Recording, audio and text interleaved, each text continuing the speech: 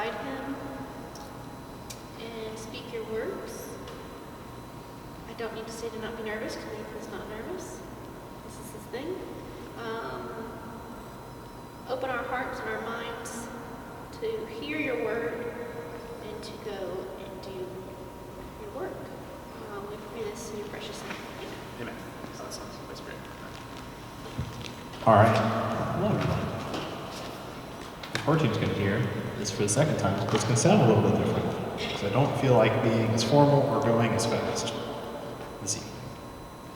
All right, so we've been talking about justice for the entire semester, basically, and I'm going to wrap things up. That's my job. I get to put a little bow on everything that we've been talking about and wrap up the semester on justice.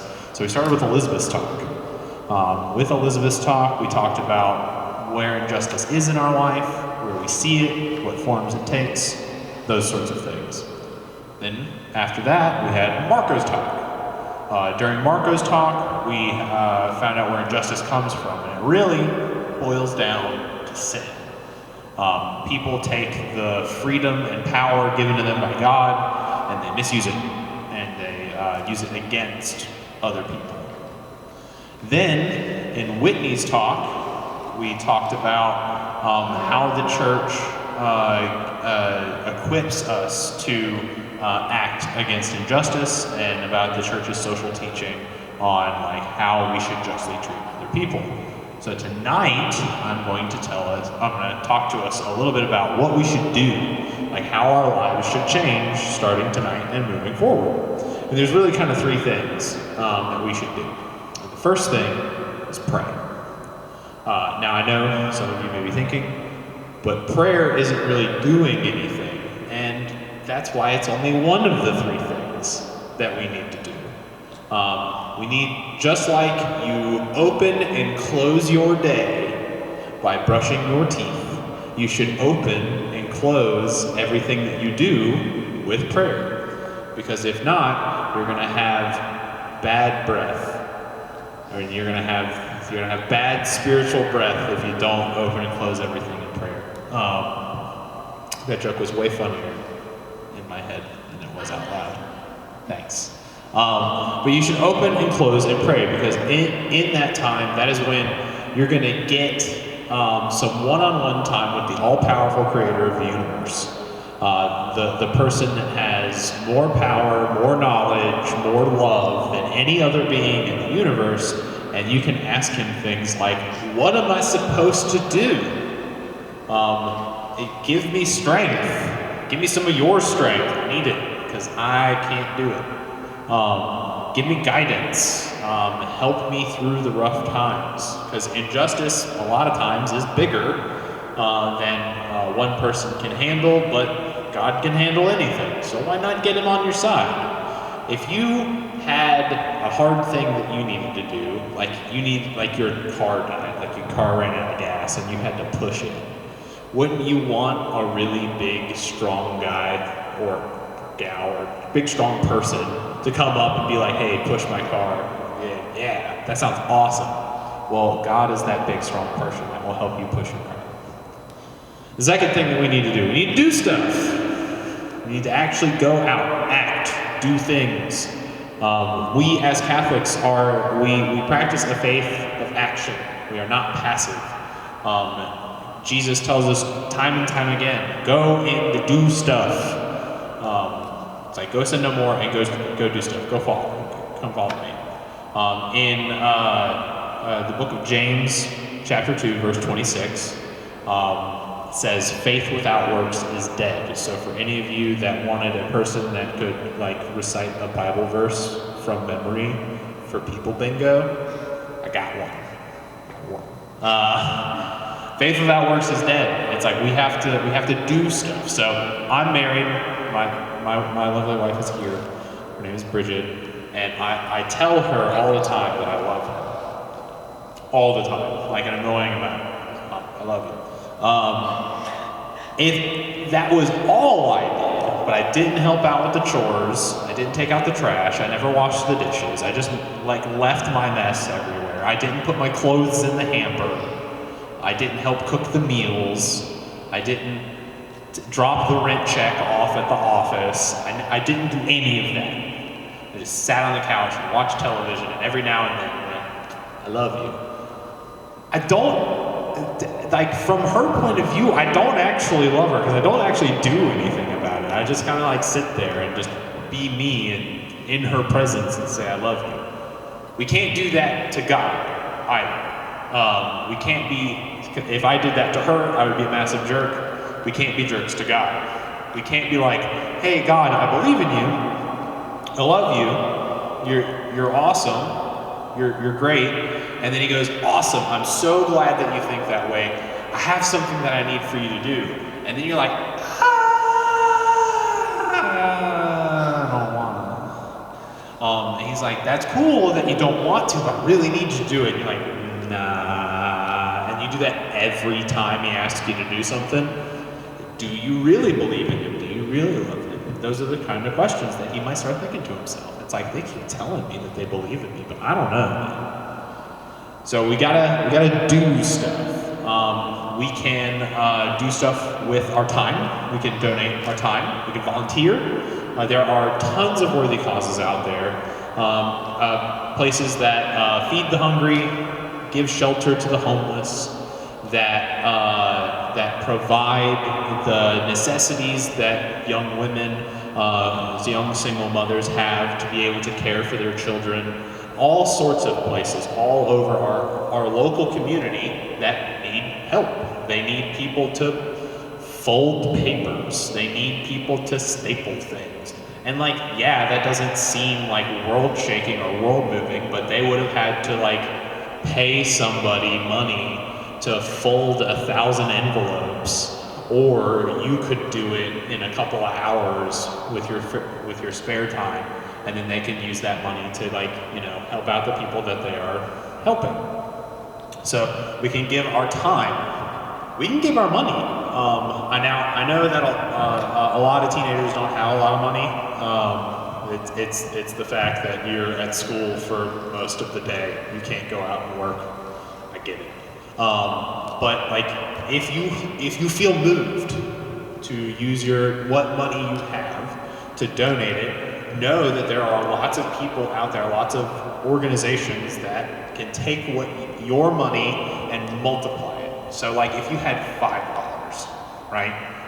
If you wanted to buy as much food as $5 could buy, you could go to like Wendy's and get the 4 for $4 and get some like chicken nuggets and a junior cheeseburger and some fries and drink. And it's cool. That's like what $5 will get you. Or you can give it to a food bank and they can buy enough food to feed a family of 4 for a day. Because they have those connections. It's like my $5 is not the same as their $5. So if I give them my $5 and it becomes their $5, it can do a lot of good. So you can give your money, or you can do your civic duty. Are either of you are you 15 years of age or older? No, not yet. So not this next general election, but the one after that. You guys will be old enough to vote. You should do that.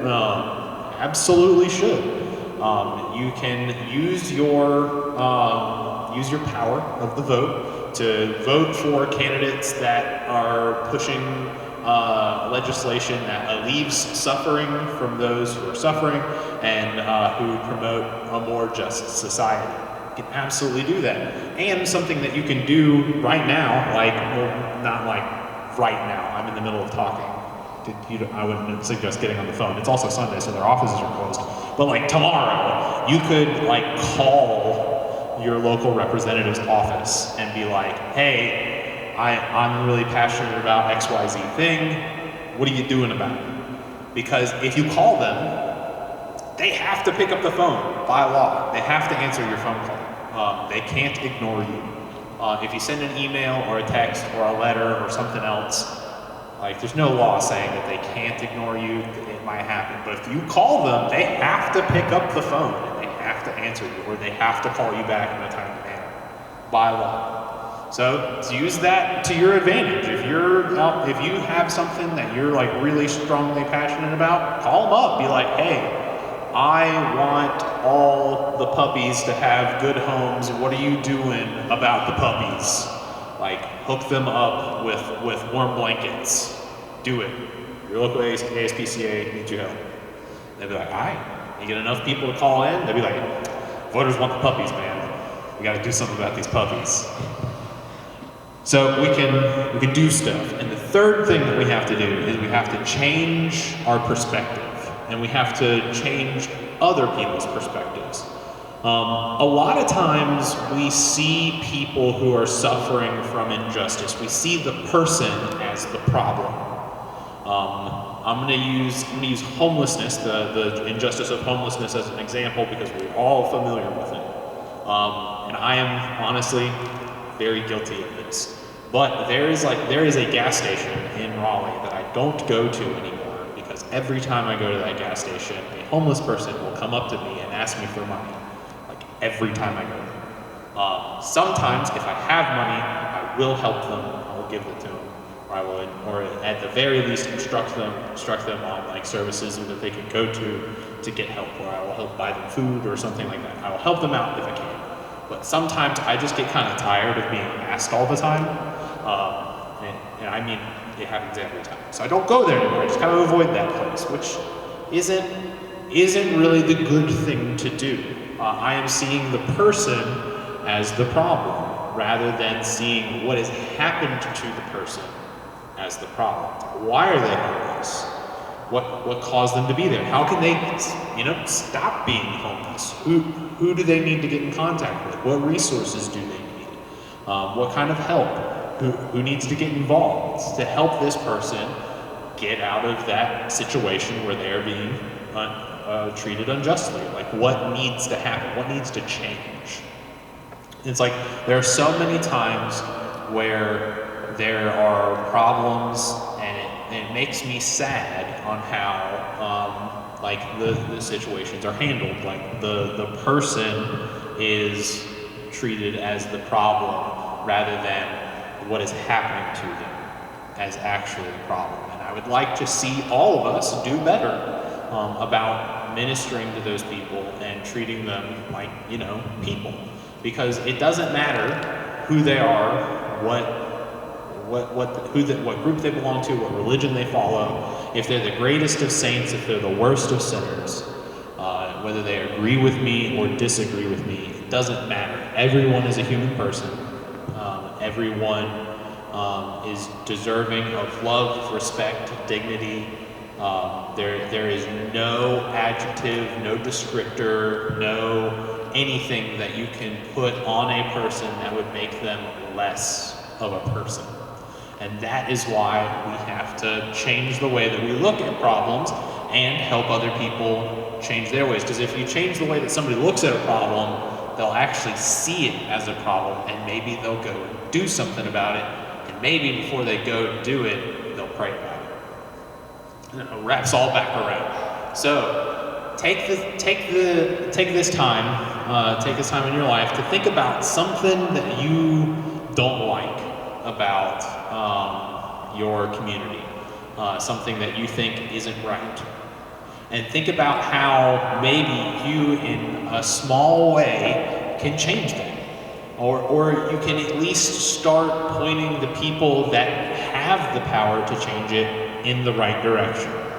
Take it to prayer, and then go do it. Start changing the hearts and minds of people, because you have the power to do so. There is story after story, saint after saint, of young people who go out and make a difference. So, we can do it.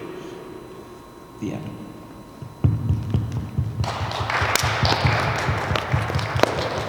I clap for myself. Oh, thank you, Rosa. Thank you, Elizabeth. You also clapped. Making plans. And then